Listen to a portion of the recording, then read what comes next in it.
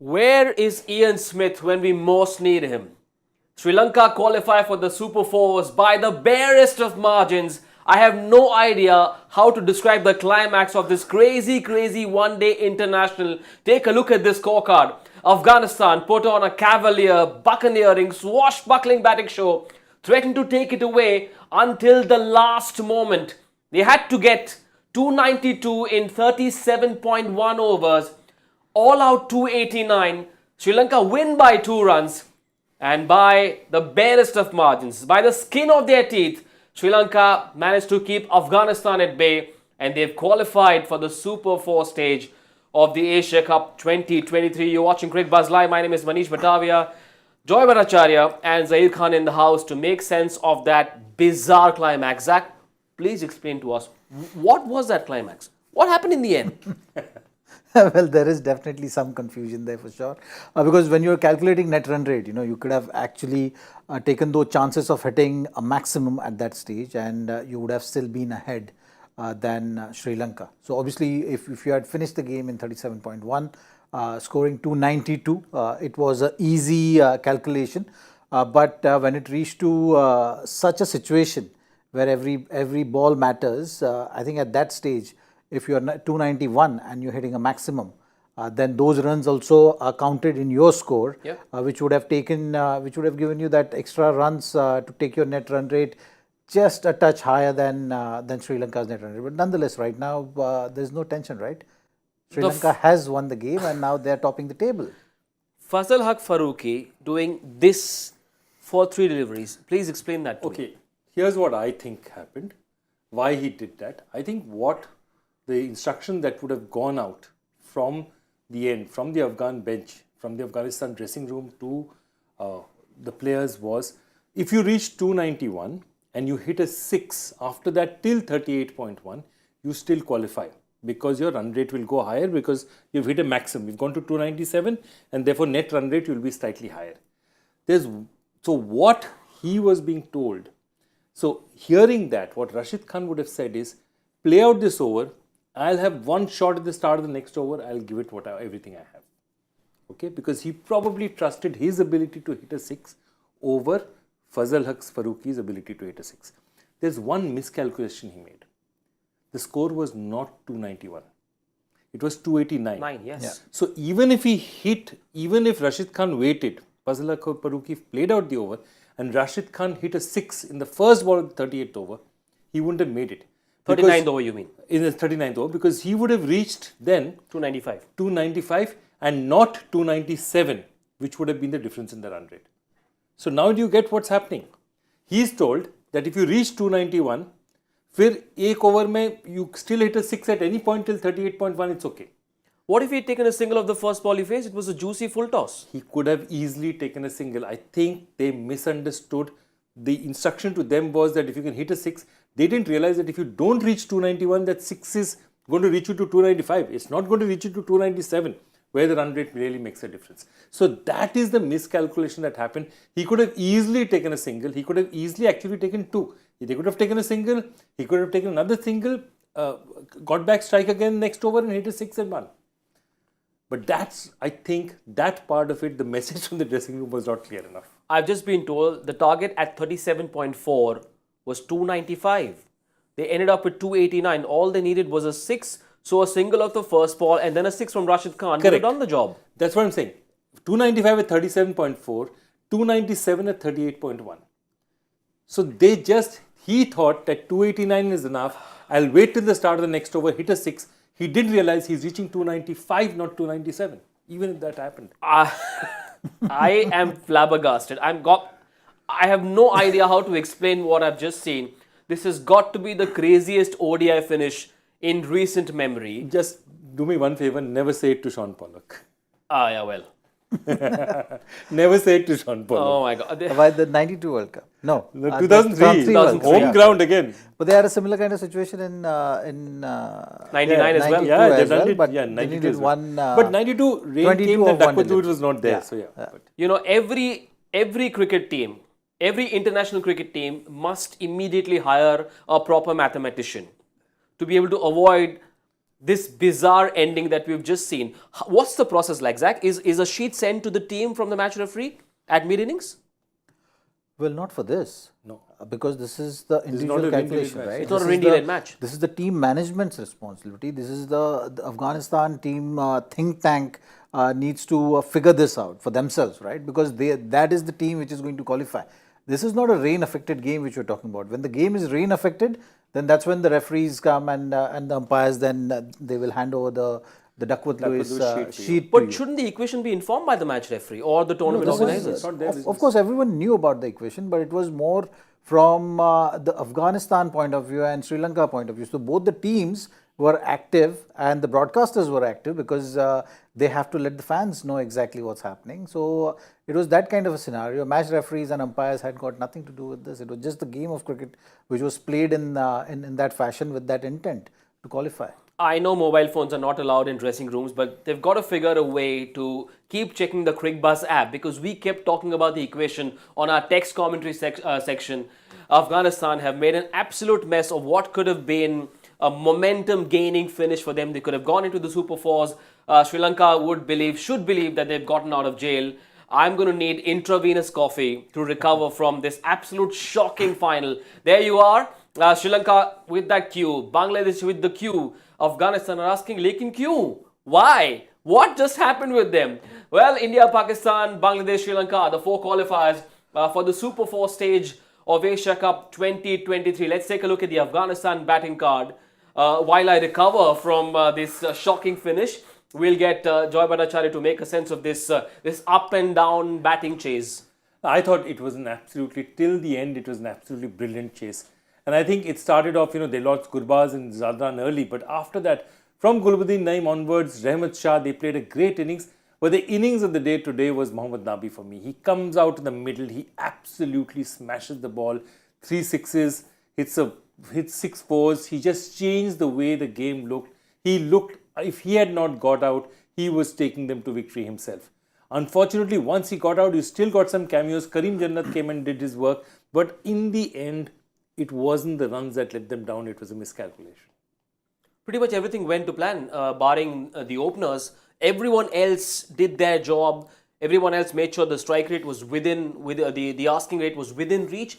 It's just that last step that they faltered in. Just goes to show the margin for error in matches like this is so little. You got to feel for Afghanistan team, isn't it? And especially for Nabi, because he played a blinder to have a fastest ODI 50 in such a situation was remarkable. I think they were ready to fight for their spot in the next phase of the tournament. They wanted to qualify, but it just the effort. You got to applaud here. Yeah. Right. Like yes, the result has not gone their way, but it's just the way, the intent shown by them, the way they carried themselves, kept believing that they can chase down this total in the required numbers to get their net run rate up, but faltered just by short margin. Having lost early wickets is not easy to build, then again rebuild in that phase. But that partnership was superb. Shahide and Nabi really took Sri Lanka off the game completely at that stage when that partnership was going on, and Nabi especially batting with 200 plus strike rate and playing those remarkable shots, especially to Tikshana and Pathirana. It's not easy, these are quality bowlers you are talking about, but he really put them under pressure. Mohammad Nabi has been the trailblazer. He's been the torchbearer for Afghanistan cricket since 2009, former captain as well. And today, got to say that he made this chase what it became. He gave it the fillip that it needed. Absolutely. And, we all talk about Rashid being the superstar of Afghan cricket. But this is the first guy who actually put Afghanistan cricket on the map. Yep. He's played the first one-day international for Afghanistan. He's played the first test match for Afghanistan. He's played the first T20 for Afghanistan. He is the first player actually to go to the Big Bash. Nabi is the guy who went to the Big Bash and played in international leagues. He's the guy who established, the course that you've seen Rashid Khan on, now Noor Ahmed is there, so many players are coming. Nabi is the man who started it. He's 38 years old, he's super fit still, and he's just playing around for that one thing. He wants to get a big one for Afghanistan. Yeah, well, second highest strike rate in the Asia Cup. But, somehow this story is beyond numbers and strike rates and records. It's just the manner, the pure brute force that he has and the pure self-belief with which he just looked like a man possessed. Yeah, he was in the zone, there's no doubt about it. He was in the zone hitting those 5 6s, and especially those sixes over covers, over point. They were remarkable shots. And was ready to, he was smart also in a way, like, understanding exactly what are his areas. He stuck to his options. There were actually, shots played off the offside and shots played on the onside, which were basically of the short pitch deliveries, but that was the plan. So if the bowlers are going to go, if you hit a big shot on the onside, usually the bowlers are going to go to that wide line, and he was prepared for that. So that smartness was also on display today from him. At the 15 over mark, all of us thought it's pretty much going to be curtain. But suddenly they found a way to change gears, and it didn't matter who at the opposite end was. They went after Pathirana, they went after Thikshana. So they hit Sri Lanka where it really hurt them the most. Yeah, and notice Sri Lanka's big problem was they couldn't get their third seamer on. And then finally, if you realize, the last 2 overs are being bowled by spinners, because they had a situation where Pathirana was the main bowler. Then Pathirana and Kashrun Rajita, once they finished, Shanaka had 1 over, got hit, and they couldn't bring him back into the attack. So it's actually very scary to bowl a spinner in situations like that, but they had absolutely no option. I thought that phase between the 16 and 35 was in itself a 2020 chase. Those 20 overs, they played like a 2020 game. They just went all out, and they gave us all the impression that they are here to qualify, not just to win. They were not going to go out without putting on a fight. Yeah, and what have we been saying? This is actually perfectly plays into Afghanistan's game plan, because they are really a 20 over side. What they find difficult is to construct innings, because they are not used to constructing innings over 50 overs where you play for a while, set yourself, go wait for the field. They are used to, they're a bang bang team. And look at that, the run rate that you see out there, 9.6 at that stage between 21 and 30. It's absolutely amazing. 9.6, 8.34. I mean, they have really gone for it. That's where Nabi was at his peak.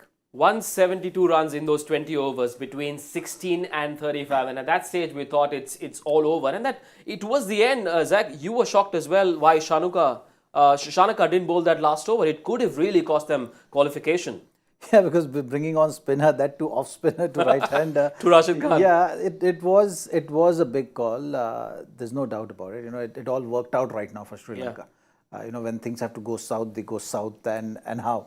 But here today, I think maybe that error on Shanaka's part, because I did feel that, at that stage, being a captain, you need to take the responsibility. Your main bowlers have bowled those 30 overs for you, and now it just, you can fail, it's fine. But as a leader, you're actually sending that signal that, okay, this is what is required right now, and I'm going to put my hand up. Bringing in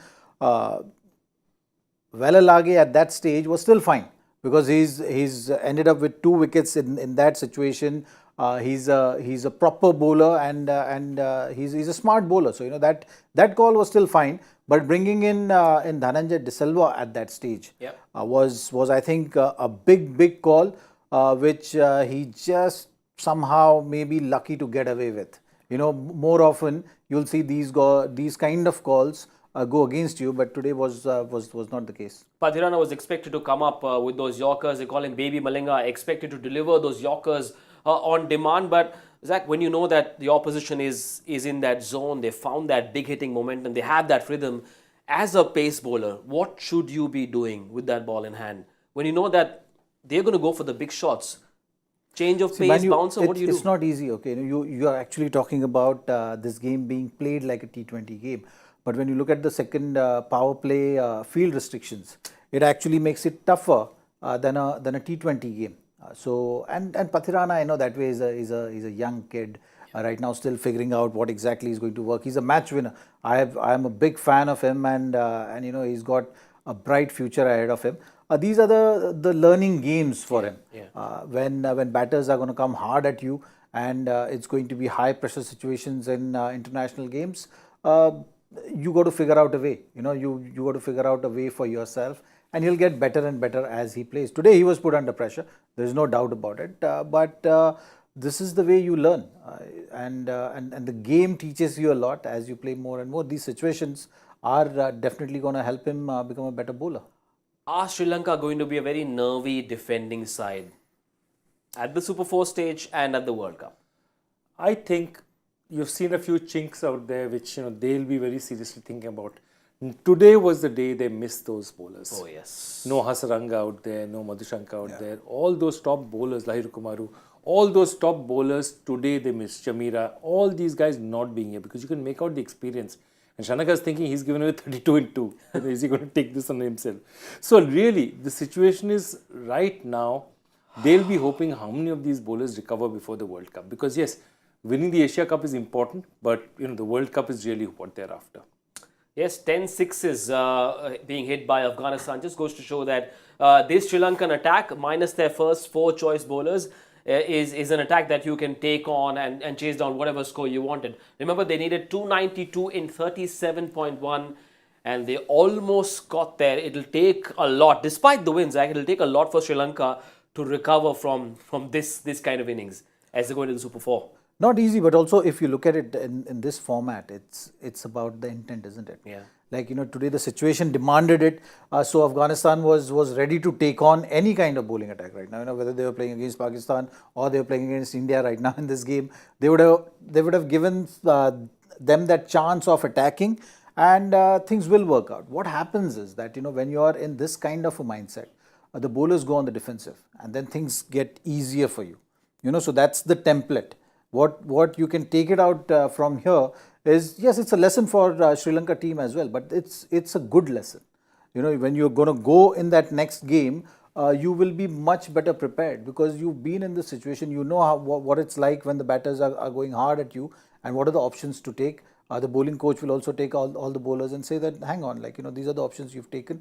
Maybe you could have thought about it this way.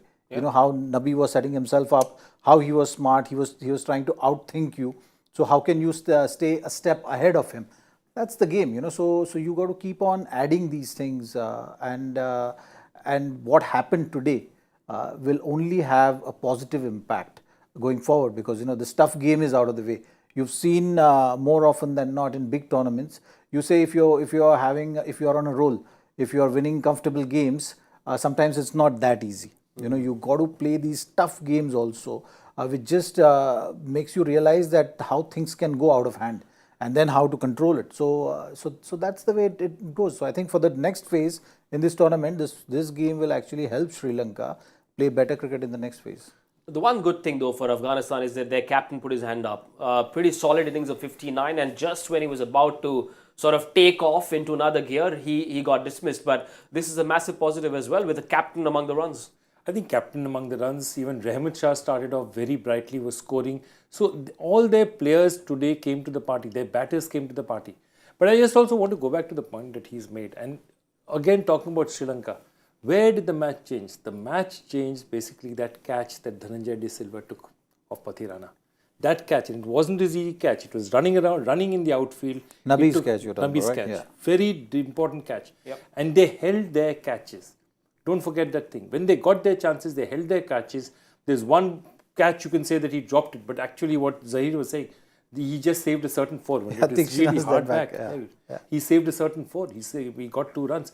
But that's what I'm saying. A good team finds a way to win. They'll tell themselves, yes, we had our backs to the wall, but we found a way to win this match as well. It's often the little moments, isn't it? Also that catch to dismiss Najibullah Zadran by the substitute fielder, Dushan Hemanta. It could have easily gone for 6 if it was slightly straighter. You saw him practicing that shot after he got out as well. So if that little moment had gone Afghanistan's way, who knows? We might have been celebrating an Afghanistan win right now. Yeah, I mean, in games like this, when the margins are so small, any small little moment also can change the course of the game. But if you look at it, like Rajita also, he started so well. He bowled that first spell so beautifully. And that stage, that catch when it was taken, it was actually in the slot, but he just, I think, tried to just muscle it, overhit it, and the catch was brilliant. So, like fielding, like how Joyda was mentioning, was actually top notch by Sri Lanka under pressure today. It is a bitter pill to swallow for Afghanistan, for a lot of Indians as well who are watching. Gaurav Kapoor has just sent out a very emotional tweet on our WhatsApp group. I won't tell you what it is. But yes, all of us sort of got sucked into the emotion of this match for Afghanistan though. Yes, it is a heartbreaking moment, but they've got to look at it as a glass half full.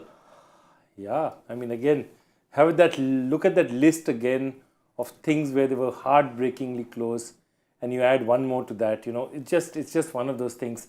So I think this is where Afghanistan cricket they have to ask themselves: do we need to have the game sense to get across the line in close matches? They've won matches, they've won a lot of matches, but can we get across the line in close matches? And it's something. Normally, experience brings that to a team, but now they have 5, 6, 7 experienced players. The other disappointment for me was again, Fazil Haq Farooqi. I mean, the way he batted, the way perhaps he might have been under instruction from Rashid that don't take any unnecessary risk. Maybe the instructions he got wrong, but I think he was a disappointment as their lead bowler. I think he gave them nothing. What should be said to the Afghanistan team? If you were in their camp, what would you be telling them right now? Well, they fought well. I was very happy to see them with the kind of intent they showed today and the hunger they showed to win. Yes, you didn't cross the line, that's fine. But the way you played the game, you always felt for them. Like you felt like they should win because the kind of comeback also they did with the ball in hand. Sri Lanka was cruising, right? At one stage with Rashid being under pressure also, but he got Shanaka out. He got that Kushal Mendis out at that stage. Then Mujib also chipping in with that wicket, which was very crucial, especially when that partnership was going on. Rashid got Asalanka also out, that crucial partnership of Mendis and Asalanka. So so they stayed in the game. I think that's what was important from their side. The runs were maybe a touch on the higher side to achieve it in 37 overs, but the approach was heartening to see. It's also a shot in the arm for ODI cricket, isn't it? If there's context, people will watch. I think it's context and it's not bilateral, it's multilateral series where there are teams and see again this match, would it be this important if it hadn't been that the target had been reduced to they had to do it in 37 overs? Would this been the same if it had just been a bilateral? You wouldn't have had the same feeling. If this match had to be done in 50 overs, it wouldn't feel the same way. Today you have context. Okay, this is it. They have to do it in so many runs. So there's context. You're setting it up. There's something to look forward to. Meaningless bilateral series, I think, is what ODI cricket does not need. I think these big tournaments still are there. There's some value there. This is Sri Lanka's 12th consecutive one-day international win. It's a record that, they never had. This is the first time they've won 12 in a row, and it's helped them go into the Super Fours.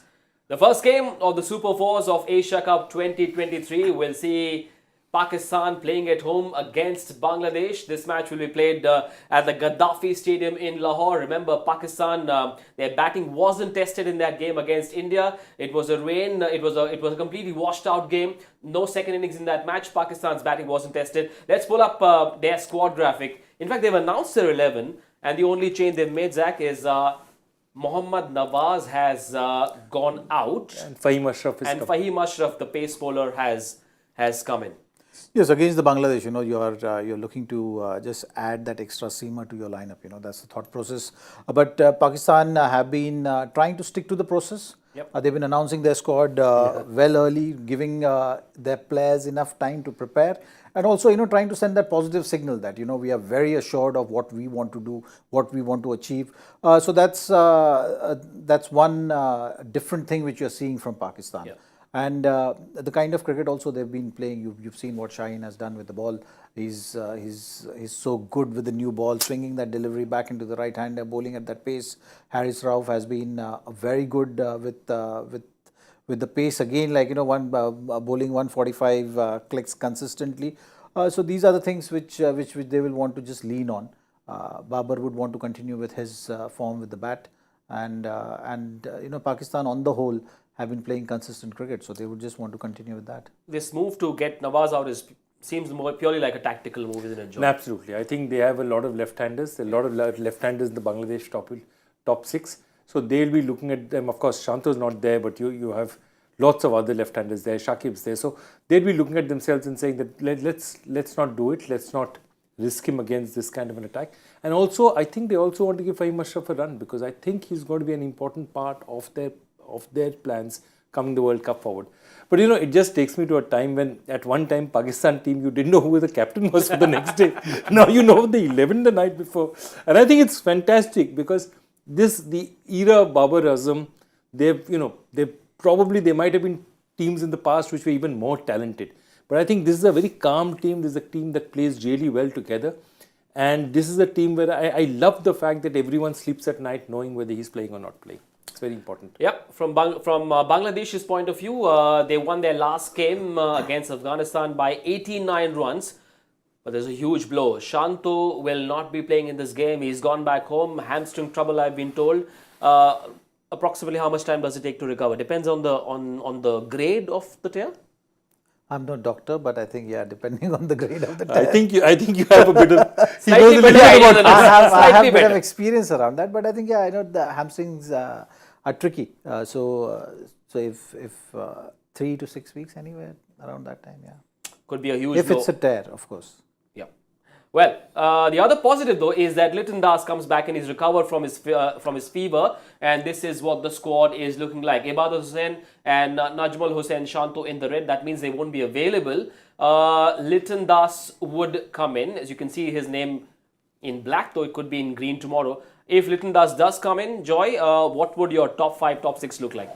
So I think the moment Liton comes in, you have to open. Okay. The Mehdi Hasan experiment really worked for them. So Mehdi Hasan, they'll probably stick there. Put in Tawhid is there coming in at 3. Okay.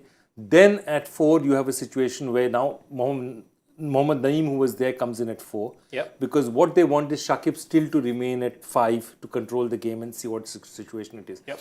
If they are 80 for 2, 85 for 2, or 120 for 2, Shakib may come in at 4. It all depends on the situation.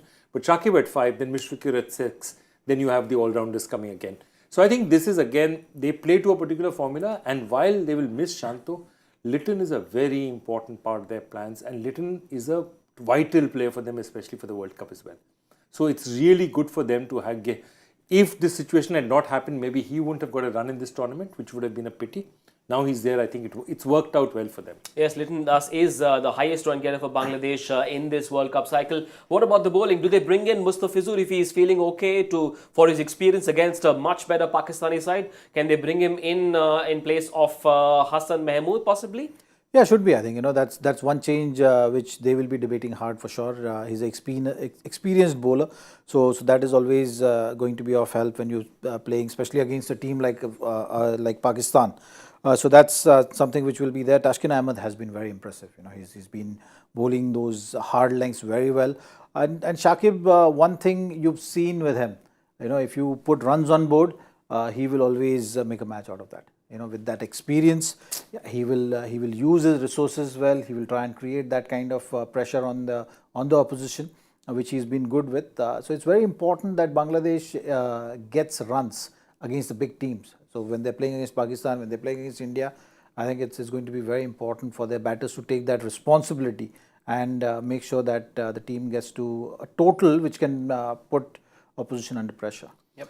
I'm going to say something out of left field, but just there's one other thought that I have. I know Mehdi Hasan Miraj has got a century in the last match, but that's a century where they had a match where they had to score a big total and restrict the other team. That was their need. They needed a big win because they had lost by so much to Sri Lanka. Given the fact of the quality of the Pakistan bowlers they'll be facing, there just might be a chance that they say that, okay, we'll keep Mohammad Naeem, who's a much more classical batsman, and Liton Das up front, and push Miraj back to where he normally plays.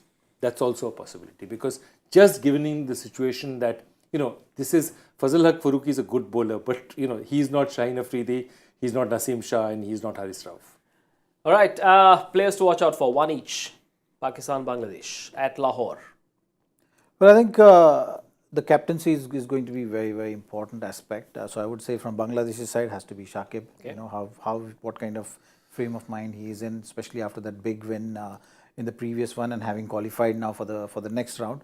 That is going to be very critical. And the Pakistan bowling trio, I would say, rather than taking one name, I think they've been bowling well together. So it's always a treat to see a fast bowler running in hard. Yep. Liton Das definitely. Liton Das definitely, because I think he's an important part. And, again, I want to see Babar Azam because he's just on such a roll right now that, he's just, and as a batsman, Indians don't get to watch, Babar Azam as much as they would like to. And it's a pleasure to watch him. He's one of the greats of our generation. Normally, we tend to spend a lot of time talking about predictions, and whoever gets it right has the bragging rights. But it's been such a crazy day. I have no idea what the predictions were in this Cricbuzz Live studio, and I have no idea what the joy factor question was. So, Joy, please bail us out here. Okay, the joy factor question was whose first class career was a single match in the Mohinudullah Trophy where he was dismissed by ML Jashima for just a run. I think Abid Ali took the catch, again, another international player. This is, of course, today is September 5th, and this is a man who you can't find a better teacher in the world of cricket. Whoa. Ramakant Achrekar, of course, Sachin, Kambli, Ambre, Sandhu, so many players have come from, his this thing. He's just himself played just one first-class match in his career. But look at the number of players he created. On Teachers' Day, just remembering one of the greatest teachers in Indian cricket. Ramakant Achrekar was the teacher of the master. Hats off to the great man who gave us Sachin Tendulkar and so many more. Who got that one right? Let's pull up that name on the graphic. Rohit well Yadav. done to Rohit Yadav. Sir, आज तो thumbs up से कुछ ज़्यादा देना पड़ेगा. No, Rohit Yadav I can't give. He's won it about 30 times. He's one of the experts. I have nothing left to give him. Now only he can give me now. Joy factor is Yadav ki barat. Okay. I had to end the show with that silly joke because I'm not going to get sleep tonight. I really feel sorry. My heart bleeds for Afghanistan. It's going to take a lot for me to recover from this one. But well, the defending champions Sri Lanka have qualified. Congratulations to them. Well played, and well played to the two of you as well. Thank you very much. Thank you.